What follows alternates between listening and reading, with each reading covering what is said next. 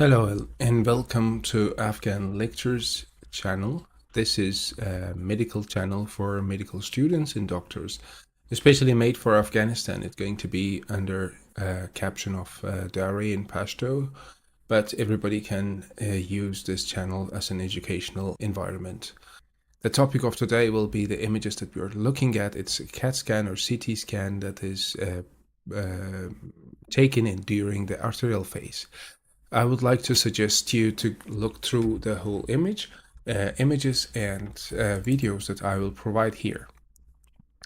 I'm going to show you a CAT scan of the abdomen, which was taken from the upper abdomen until the top of the pelvis, and it is in arterial phase. What I mean by arterial phase, it is the scan which was taken after 20-25 seconds max of the contrast injection, while still contrast is in the arteries. The benefit of this technique is to visualize all the arteries if there are any abnormalities. So also, there are some other benefits for organs. For example, we can see at around 25 seconds post-contrast how pancreas is looking.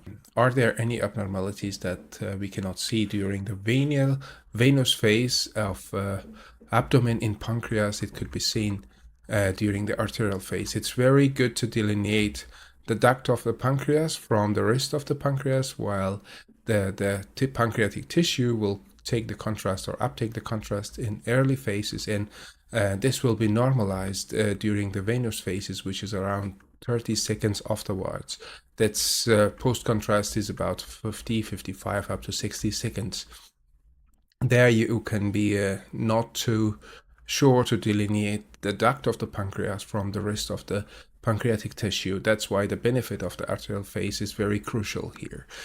Some parts of organs, for example, the cortex of the kidneys, the arteries through the small bowel, and it could be very better visualized before the contrast is enhanced to the parenchyma or the tissue of the organs.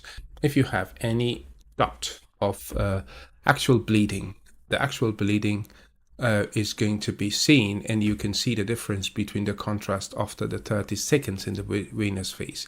Well, look at this patient right now. While we are looking at this patient, the arteries, especially the aorta and the major arteries, are well contrasted. Now, the first branch, which is coming out of the aorta, it is troncoceliacus. Troncoceliacus divides mainly into two parts. The first goes to the spleen, the second goes to the liver and the stomach, or the duodenum, also a part of that. That's called splenoduodenalis. It's, if you want to see the schematic division of the abdominal arteries, look at the image down below, and I will provide you the all schematic images, but you can see actual how it looks. Right now, you can see this organ, which is a spleen. It has a very tiger skin-like appearance. Can you provide me the information what disease or what condition is this? And then write me in the comments. I will write you back. The second branch from the aorta, which goes, it's arteria mesenterica superior, your superior mesenteric artery that provides the blood supply to the major parts of the gut cavity. In the third or fourth, these are the renal arteries. You have to look for each side that it goes to the right side. This one is the right kidney, and the other one goes to the left kidney. Actually, this kidney has problems with the maybe functions due to the erythropelvian stenosis. He has got also a double J catheter, which is well placed. Finally, from the aorta abdominal, you can see the inferior mesenteric artery, which is actually this one. This is the inferior mesenteric artery. You can see that by looking to the coronal images. This one is the tiny one that goes back to the aorta right here.